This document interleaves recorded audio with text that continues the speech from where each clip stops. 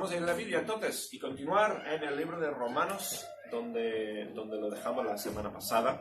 Hoy empezamos el capítulo 6. Vamos a orar, después miraremos un poco de repaso como siempre y entraremos en el pasaje que toca hoy. Nuestro Padre, te damos tantas gracias por tu amor, gracias por traernos aquí hoy. Pedimos que tú bendigas el tiempo en tu palabra. Pido que me des sabiduría a mí, pido que nos ayudes a todos a aprender, a crecer y a acercarnos a ti hoy a través de tu palabra.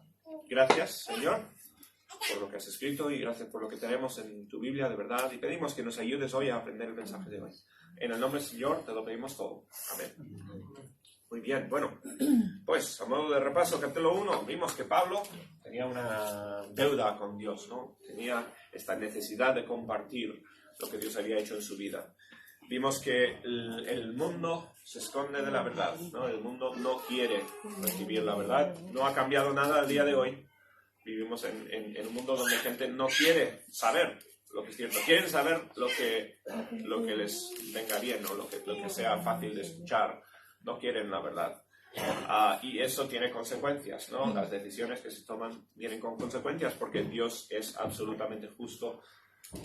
Y aunque en el mundo no veamos la justicia hecha, siempre no la vemos hecha correctamente, Dios ha prometido que conforme a su naturaleza juzgará todo pecado y terminará haciendo bien todo lo mal que hay en el mundo. Vimos que la justicia de Dios es perfecta, no como los jueces de aquí en la tierra, ¿no? Que son imperfectos. Imperfectos o a veces malos, o se pueden sobornar, o incluso pueden dormir mal una noche y no tener claridad de pensamiento, ¿no? Dios hace justicia en verdad, justicia perfecta. Conoce la conciencia, conoce el conocimiento de cada uno, toma en cuenta el privilegio, el acceso que uno haya tenido al Evangelio a la hora de juzgar. Y Pablo decía esto, ¿no? Porque estaba hablando a muchos que eran judíos o que tenían interacción con judíos. Y los judíos eran los que más cerca estaban a la verdad. Ellos eran los que tenían la ley de Moisés, del Antiguo Testamento. Ellos tenían más oportunidad que ninguno de conocer la verdad. Y los judíos en gran parte habían rechazado. Y Pablo decía esto, básicamente, para animar a los romanos, para decir, oye, vosotros... O sea, tenéis un privilegio y no sois como los judíos que han recibido la verdad pero la han rechazado en gran parte. Dice, bueno, los judíos en particular se consideraban mejores que los demás. Existía racismo en los tiempos de Pablo como en los días de hoy, ¿no? Y pensaban que al haber recibido la ley, al ser el pueblo escogido de Dios, eran mejores que los demás. Y ellos eran, o sea, vistos mejor ante Dios por su estatus, por su posición. Muy fácilmente los cristianos podemos pensar igual y podemos acercarnos a considerarnos mejores que los demás simplemente por el privilegio que tenemos de haber escuchado la verdad y por cosas que están fuera de nuestro control, no merecidas. Y Pablo decía, pues, mira, lo que decís de estar cerca de Dios, o sea, de estar cerca de la ley, todo eso es mala noticia, no es buena noticia para vosotros, es mala noticia porque habéis rechazado y no estáis siguiendo la verdad. En el capítulo 3 vimos que Dios es bueno, aunque el mundo no sea bueno, en el mundo se ve maldad y esa maldad sirve para reflejar o para contrastar con lo bueno que es Dios. Y además, un día, cuando Dios haga justicia sobre toda maldad aquí en la tierra, la santidad de Dios será evidente, ¿no? Será magnificada por el pecado. El pecado, al final, terminará contribuyendo a la gloria de Dios. El conocimiento del pecado, vimos que la ley sirve para una cosa. La ley no salva a nadie. Y esto es lo que tenían mal, esto es lo que pensaban mal los judíos, ¿sí? Piensan los legalistas. La ley es lo que te puede llevar al cielo, o obedecer las reglas o hacer las cosas bien es lo que te puede llevar al cielo, y Pablo dijo que no. La ley no sirve de bien a nadie.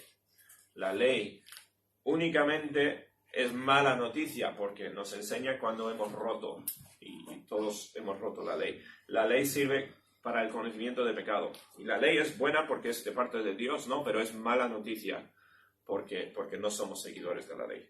La ley no puede salvar a nadie. Somos salvos únicamente por la gracia de Dios, es lo que dice Pablo. No, ninguno por la ley, porque la ley nos declara injustos, pero Dios imputa su justicia a nosotros. Vimos cómo en el Antiguo Testamento Abraham no fue salvo por la ley. Abraham, de hecho, nació antes de la ley de Moisés, ¿no? Pero incluso en su vida él no vivió conforme a lo que Dios esperaba de él. Él pecó. Abraham fue un pecador y demostró en su vida constantemente fracaso. A pesar de ello, nos dice la Biblia que fue justificado por su fe. Y podemos leer la Biblia, a mí me fascina, ¿no? Porque leo la Biblia y Abraham es que lo que vemos son fallos de su fe. Vemos donde fracasó, no confiaba en Dios. Se fue a Egipto y dijo que su esposa era su hermana porque tenía miedo y puso en peligro toda la promesa de Dios. Humanamente hablando, por lo menos. ¿Por qué? Porque no tenía confianza en Dios, por falta de fe. Pero aún así, Dios le premia la fe, o Dios le llama a persona de fe. Y esto debería ser de ánimo a nosotros, porque nuestra falta de fe, que se ve evidente tantas veces, pues somos como Abraham en eso, ¿no? Y Dios le llamó a Abraham una persona de fe. Abraham fue salvo, de hecho, por su fe. Vimos que la promesa que Dios dio a Abraham no era porque Abraham era buena persona, era porque Abraham tuvo fe. Dios le prometió a Abraham una heredad, un hijo y una descendencia, y que vendría el Mesías, y todo eso vino por la fe de Abraham, no por sus obras. Abraham, ¿por qué tuvo fe? Pues la fe vino del conocimiento. A veces pensamos que la fe es ciega, fe en algo que no conocemos, en algo que no podemos ver y demostrar, y es algo que va en contra de lo que observamos y de la lógica, pero no es así. La fe viene de la lógica, la fe viene de lo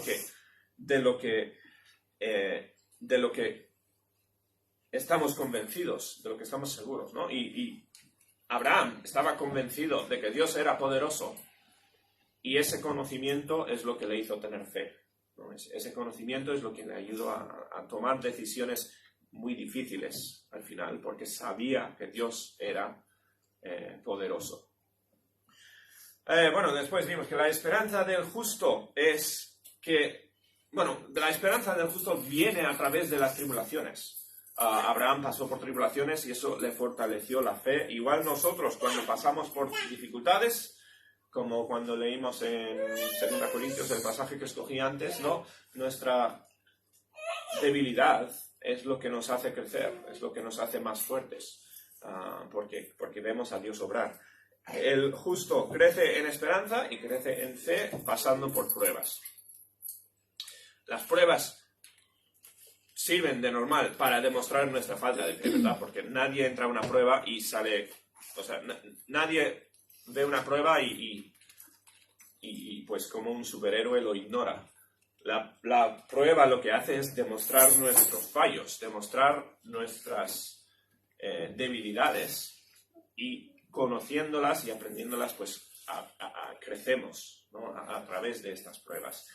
Por lo tanto, pues debemos dar gracias por las pruebas.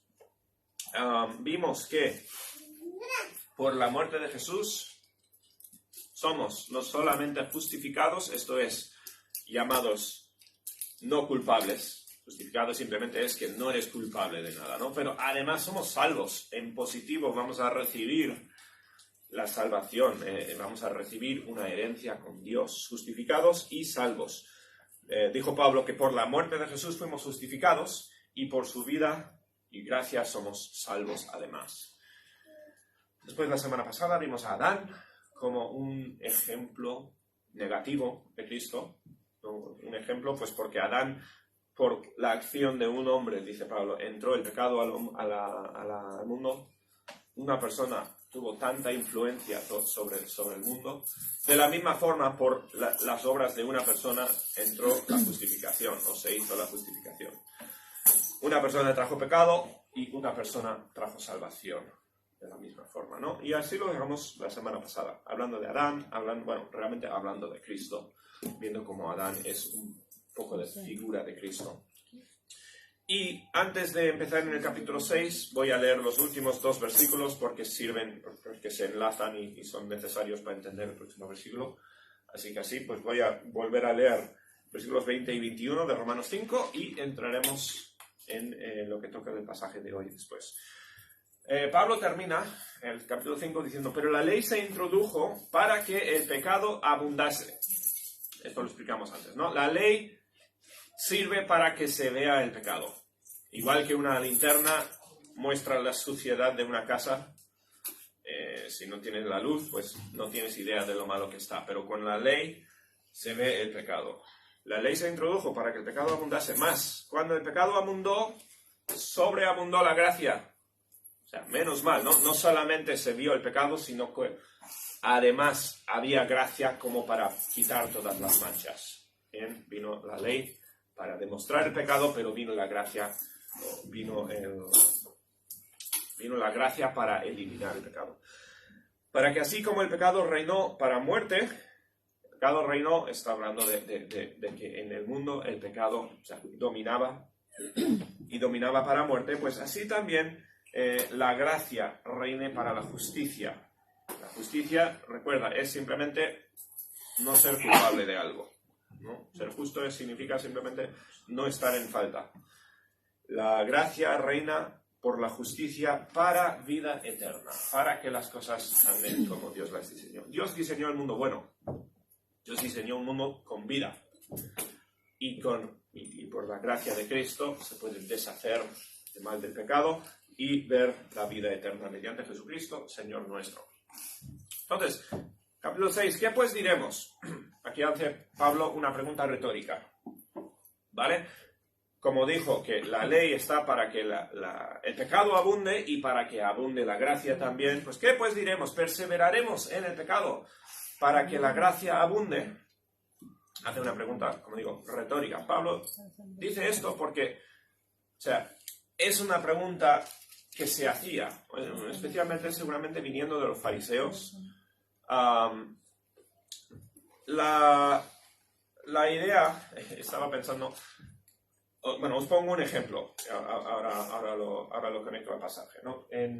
Cuando vamos a veces, nuestra familia va a Garbera, al centro comercial, han metido ahí un Starbucks, que es un café, es un sitio donde venden cafés caros, pero elaborados, ¿no? Cafés interesantes.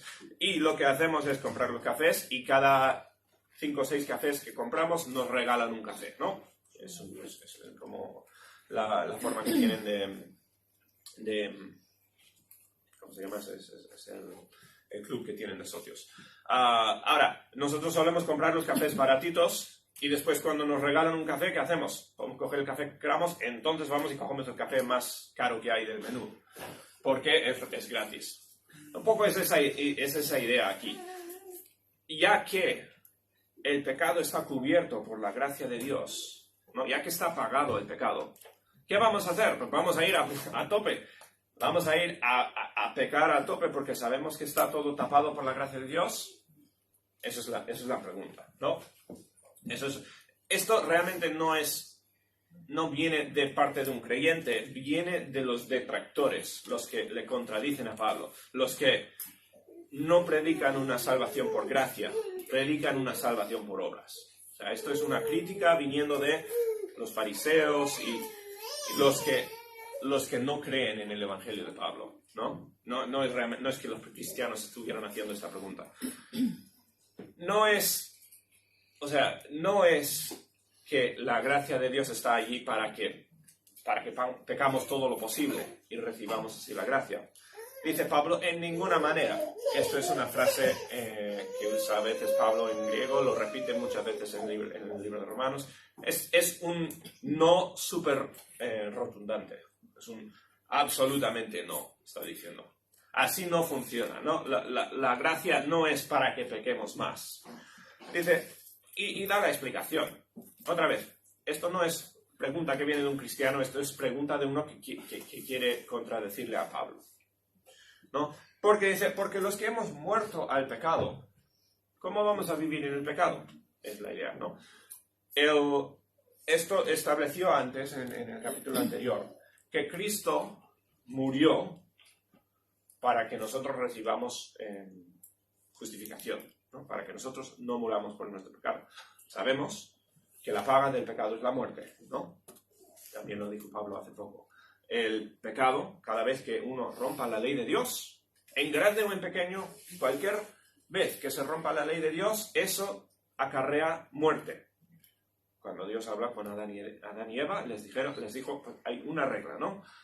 No comáis del árbol porque el día que comáis, ¿qué va a pasar? Moriréis, ¿no? Porque el pecado acarrea la muerte. Cuando Cristo murió, lo hizo para que nosotros no fuésemos ya culpables de ese pecado. O sea, que nosotros recibiésemos la justificación, recibiésemos la declaración de inocentes. Entonces, los que hemos muerto al pecado, esto quiere decir, los que hemos dejado atrás el pecado, ¿cómo vamos a vivir en el pecado ya? Y aquí vamos a ver una ilustración en los próximos versículos, ¿vale? Una metáfora, una ilustración aquí. La muerte, bien, hemos dicho, es la consecuencia de cualquier pecado. Uno puede cometer un pecado y merece la muerte por ese pecado únicamente, ¿no? La muerte es la consecuencia del pecado. Pero ya hemos dicho que Cristo murió para que nosotros no tengamos que morir por nuestro pecado, ¿bien? Pero lo que vamos a ver ahora es, básicamente, ¿qué es lo que efectúa la muerte de Cristo? ¿Por qué murió Cristo y qué es lo que hace esa muerte de Cristo? La muerte de Cristo hizo que nosotros hizo que se pagara la muerte por nuestro pecado, básicamente. Porque si tú y yo hemos pecado y merecemos la muerte, esa muerte ha sido cumplida, pero la cumplió Cristo. Dice, ¿no sabéis que todos los que hemos sido bautizados en Cristo Jesús, bautizado aquí simplemente inmersados, no está hablando específicamente del acto del bautismo en la iglesia aquí, esto es un uso más general de la palabra, aunque refleja la idea del bautismo también. Los que hemos sido inmersados en Jesús, es la idea, los que hemos sido hechos partícipes o unidos con el Señor Jesús, hemos sido bautizados en su muerte, o sea, nos hemos unido a su muerte. Y lo que está diciendo aquí, y lo que vamos a seguir desarrollando, es que Cristo murió, o sea, Cristo pagó tu muerte y mi muerte, ¿no? Cristo murió y se zanjó la cuenta que nosotros debíamos por nuestro pecado. Cuando nosotros fuimos bautizados en Cristo Jesús, hemos sido bautizados en su muerte. Hace 2 semanas, ¿no? Tuvimos un bautismo y lo que solemos decir, uno de los símbolos del bautismo es, así como uno es inmersado bajo el agua, como si fuera un símbolo, ¿no? De ser enterrado y muerto y sepultado, pues después es levantado y resucitado. Esto viene de Romanos 6, esto viene de este pasaje que vamos a leer aquí. Nosotros hemos sido bautizados en Cristo Jesús y hemos sido bautizados en su muerte. O sea, su muerte aplica a nosotros. O sea, su muerte cumple la necesidad de nuestra muerte. Porque somos sepultados juntamente con Él para muerte por el bautismo. Nosotros, al unirnos con Cristo, o sea, es como si nosotros hubiésemos muerto en la cruz. Evidentemente no lo hicimos. Nosotros no tuvimos que pagar ese precio, pero es como si lo hubiéramos pagado. Bien, el día que Cristo murió en la cruz, es como si ya nosotros hubiéramos pagado la culpa por nuestro pecado, porque lo pagó Él por nosotros. A fin de que como Cristo resucitó de los muertos por la gloria del Padre, así también nosotros andemos en vida nueva. Y si la muerte de Jesús se ve reflejado en nuestra justificación, o sea, así como su muerte aplica a nosotros, su resurrección también aplica a nosotros. Esto es una ilustración, esto es simplemente para ayudarnos a entender un concepto aquí. Así como Cristo murió y pagó el precio de tu pecado y de mi pecado, para que nosotros no tuviéramos que morir, Él resucitó también para andar en vida de nuevo, ¿no? Para tener vida nueva. Y así como nosotros, o sea, murió para nosotros, pues resucitó para nosotros. Esa resurrección simboliza lo que nosotros llamamos ahora la santificación. Es el proceso de no solamente no ser culpables, que ya es mucho, no es solamente deshacer la culpa que merecemos, o sea, la culpa que tenemos por haber pecado, que eso es la justificación, sino además vivir una vida nueva, vivir en positivo, algo diferente a lo que éramos antes. A fin de que como Cristo resucitó de los muertos por la gloria del Padre, así también nosotros andemos en vida nueva. Nosotros resucitemos también. Ahora, esto es simplemente ilustración, ¿no? O sea, la muerte de Jesús ocurrió, su resurrección ocurrió, no es que estábamos allí con Él, pero esto es simplemente un poco simbolismo para hablar de lo que ocurre en la vida de uno. Bien, yo nací y no tardé nada en empezar a pecar. Bien, así como todos nosotros, yo empecé a pecar. Ahora, un día fui salvo, fui justificado. En ese día es como si hubiese morido, es como si hubiese pagado el precio de mis pecados, pasados y futuros. Es como si hubiese ya allí recibido la culpa que merecía, el castigo que merecía, aunque yo no lo recibió Cristo, ¿no? Pero quedó mi cuenta limpia como si hubiese muerto. Pero no se acaba ahí la historia. No es que simplemente, pues, vale, menos mal, David ya ha pagado su precio, ya ha pagado su cuenta, estamos en paces con Dios y yo. No, eso no es toda la historia de la salvación, sino que desde ese momento empecé una vida nueva. Desde ese momento empecé el proceso también de la santificación. Ahora, yo fui salvo, no sé exactamente a qué edad, a los 7, 8 años, más o menos creo que fue cuando empecé a entender y oré y pedí perdón a Dios por mis pecados. Y más o menos ahí a los 7, 8 años, cuando Cristo me salvó por mis pecados, ¿no? Desde ese entonces, muy poco a poco y con altos y bajos y con tropiezos y recaídas, pero desde ese momento he vivido una vida nueva, una vida distinta, ¿no? Por supuesto, sin para nada una vida perfecta, ¿no? Pero una vida nueva, una vida que ya anda haciendo crédito hacia Dios, haciendo cosas que no éramos capaces de hacer antes porque éramos pecadores, haciendo cosas que únicamente puede hacer una persona justificada. Así como la muerte de Jesús representa nuestra muerte, la muerte de nosotros al pecado, su resurrección representa el que nosotros emprendemos esta vida nueva. Lo que llamamos el proceso de santificación. Vamos a ir aprendiendo más y más de esto a lo largo del libro. ¿Bien? Pero Cristo resucitó para que nosotros andemos en vida nueva. Todo esto lo mencionamos también en el bautismo, ¿no?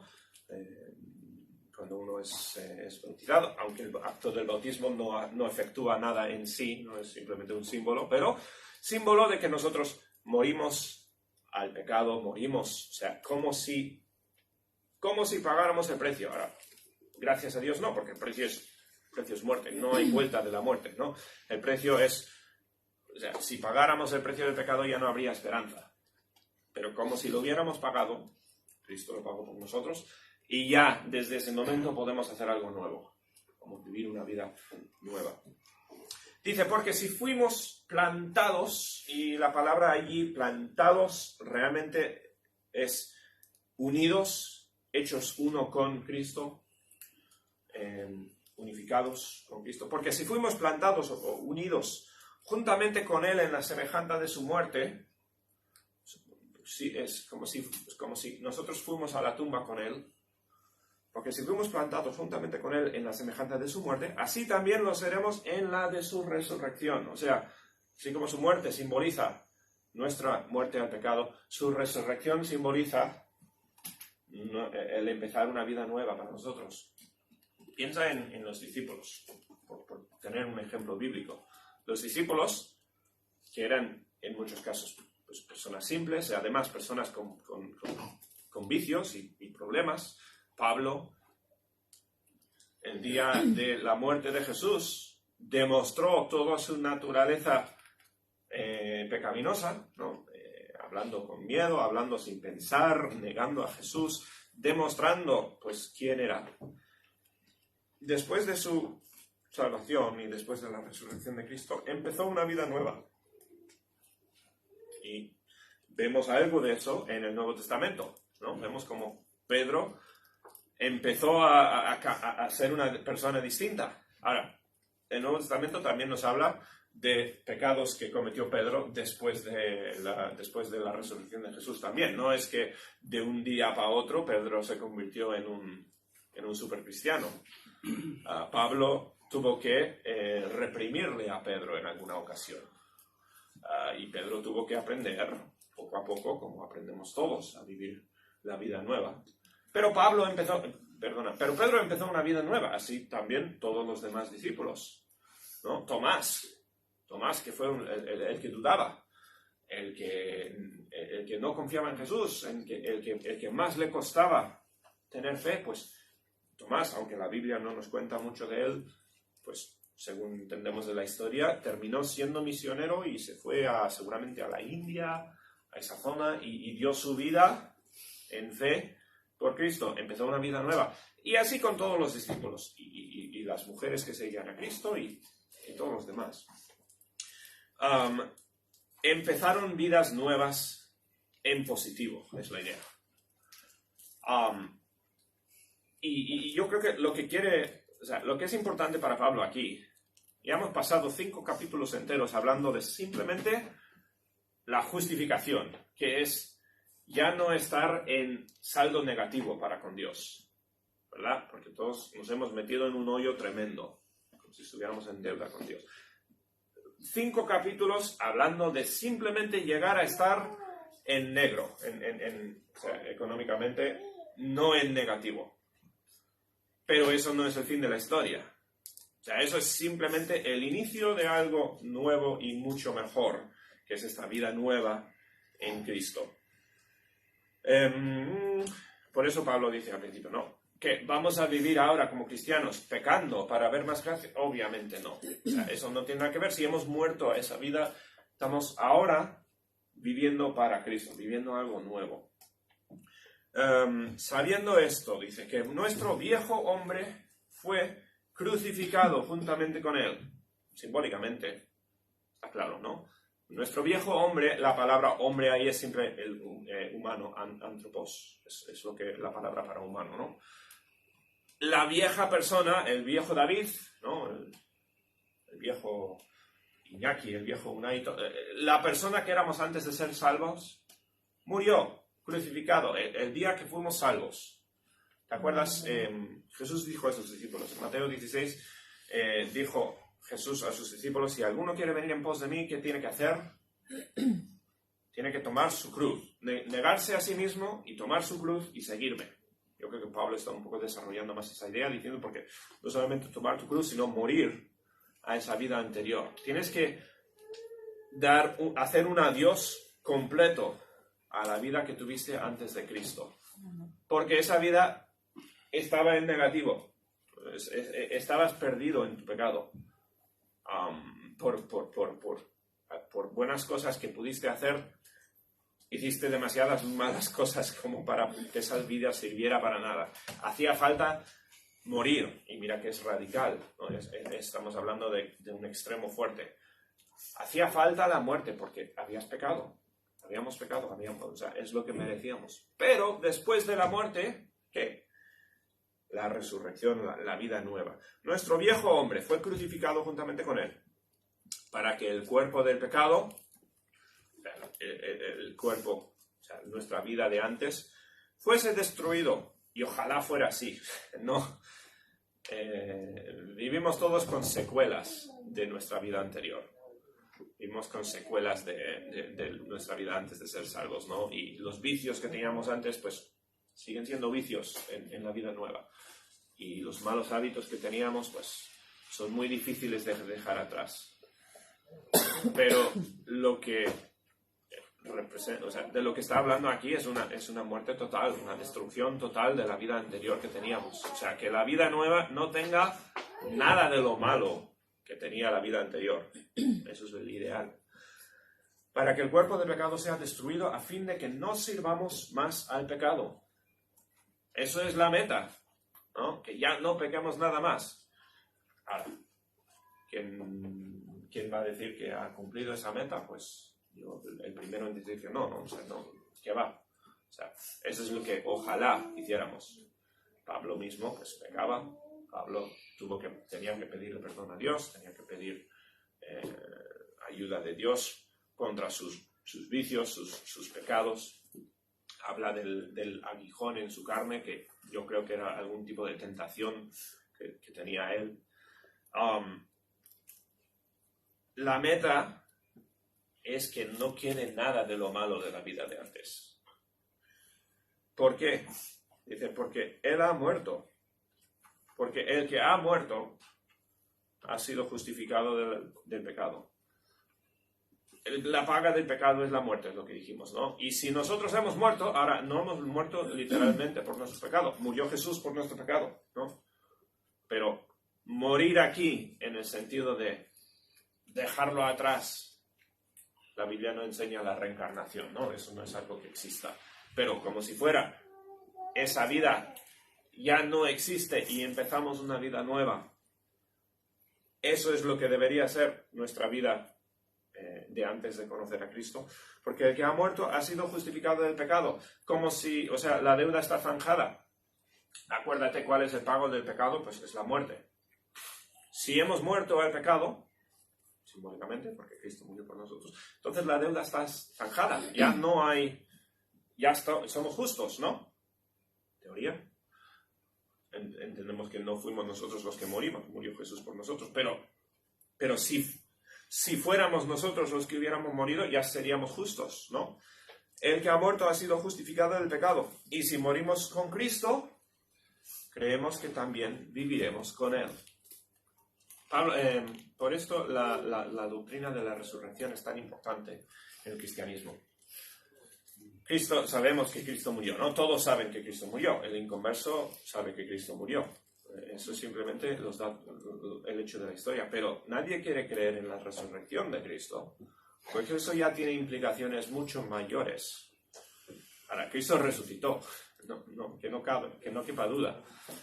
Cristo resucitó y fue visto por testigos, y puedes tener más confianza en la resurrección de Cristo que en la existencia de Alejandro el Magno o cualquiera de estas personas que aparecen en los libros de historia, que tienen casi ningún dato histórico que les dé la prueba, ¿no? Hay más prueba para Jesús que para ninguno de estos otros personajes del pasado.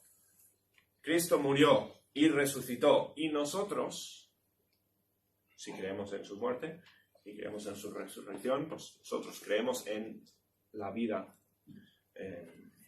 nueva del cristiano. Si morimos con Cristo, creemos que también viviremos con Él. Y esa vida, vivir con Cristo, está simplemente hablando de vivir una vida nueva, positiva, santificada, ¿no? Una vida para algo, con un propósito. Sabiendo que Cristo, habiendo resucitado de los muertos, ya no muere. La muerte fue una vez. Cristo no tuvo que morir más de una vez por el pecado. Ya no muere. La muerte no se enseñorea más de Él. La Biblia dice que Jesús murió, pero es que mató a la muerte, ¿no? Si se puede entender el concepto. Jesús derrotó la muerte. Es verdad que murió, pero, conquistó la muerte. La muerte ya no se enseñorea de Él, Él es victorioso. Porque en cuanto murió, al pecado murió una vez por todas. Mas en cuanto vive, para Dios vive. Jesús murió una vez por todas, se acabó, no va a morir otra vez. Está acabada esa parte de la historia, y ahora Cristo vive para siempre. Cristo, estamos en la segunda etapa de la historia.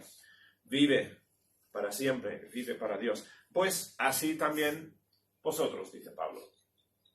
Así también vosotros. Consideraos, esto es una ilustración, ¿no? Consideraos muertos al pecado, podríamos decir, muertos a vuestra vida anterior. Bien, sí, aquí puedes levantar la mano y decir, pues yo soy salvo, no soy hijo de Dios. Yo sé que Cristo me ha perdonado los pecados y yo tengo vida nueva suya, ¿no? Pues si tú te identificas como salvo, considérate muerto al pecado. O sea, esa vida ya está pasada. Olvídate. Sino vivos para Dios en Cristo Jesús, Señor nuestro. Ahora tu vida es una vida nueva. ¿Sigues con los deseos de antes? Sí, ¿no? Seguimos con las secuelas del pecado de antes. Tristemente, pero eso no va a durar, ¿no? Según el crecimiento, según el tiempo que pasemos en Cristo, pues poco a poco vamos dejando atrás esas cosas. Encontraremos nuevos problemas para lidiar con ellos, ¿no? Pero vamos dejando atrás esos malos hábitos y esas malas secuelas de la vida de antes y vivimos en positivo para Cristo. Y por eso el cristiano debería ser el más positivo, el más con más esperanza que ninguno. Porque es que nosotros estamos en una vida nueva, estamos en una etapa, en la segunda fase.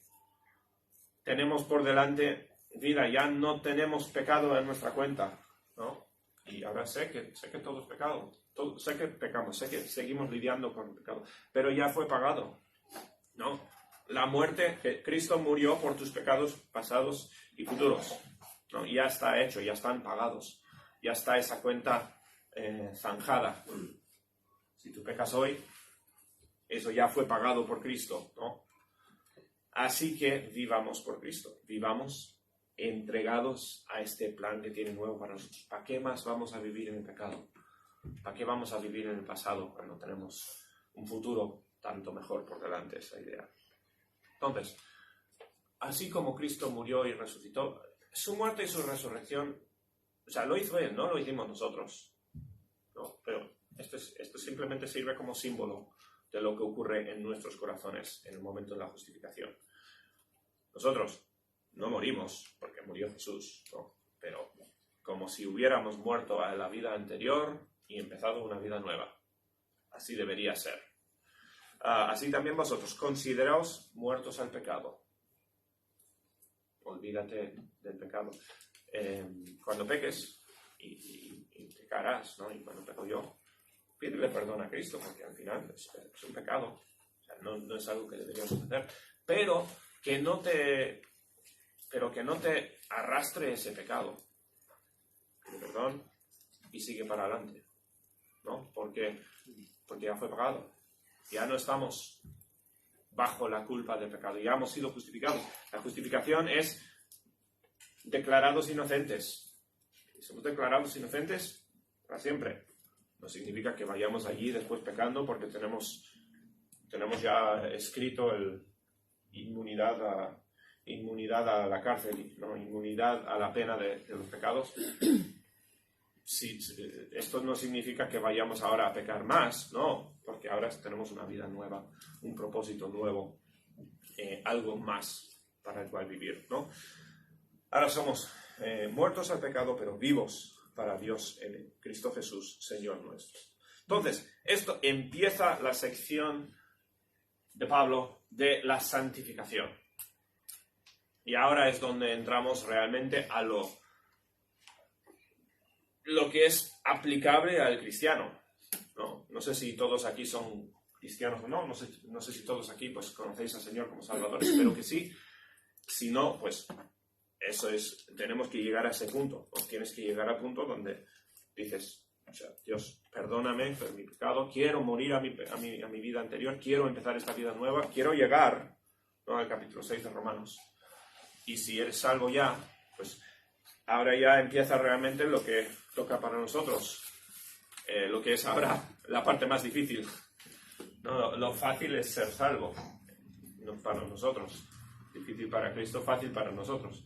Lo difícil ahora es lo que toca, vivir en positivo para Cristo. No es escalar un monte y el monte es la salvación y todo lo demás ya es facilito, ¿no? No, es llegar al monte, el monte empieza con nuestra salvación. Ahora sí que es subir, ahora sí que es el esfuerzo. Y eso es lo que es la santificación, el proceso de ser convertidos en criaturas nuevas. Bien, pero hay que tener claro que la vida anterior murió el día que fuimos salvos. Ahí lo vamos a dejar. Continuaremos, si Dios quiere, la semana que viene. Bien, muertos al pecado y gracias a Dios por ello. Nuestros padres, damos tantas gracias por tu palabra. Gracias por el tiempo que hemos podido pasar hoy en ella. Pido que bendigas a cada hermano aquí. Pido que nos ayudes, Señor, a morir al pecado y hacerlo diariamente, como dice Pablo en otras ocasiones, ¿no? Morir constantemente al pecado y decir un no diario al pecado. Y cada día escoger vida, escoger la vida nueva. Gracias, Señor, porque tú hiciste la obra por nosotros. Gracias que nosotros no tuvimos que morir por nuestros pecados, sino que lo hizo Jesús. Y pido ahora que nos ayudes a vivir en vida nueva, vida llena, una vida rica y conforme a lo que tú quieres para nosotros. Te pido por cada persona aquí que les ayudes, que nos ayudes a glorificarte más cada día. En el nombre del Señor te lo pedimos todo. Amén.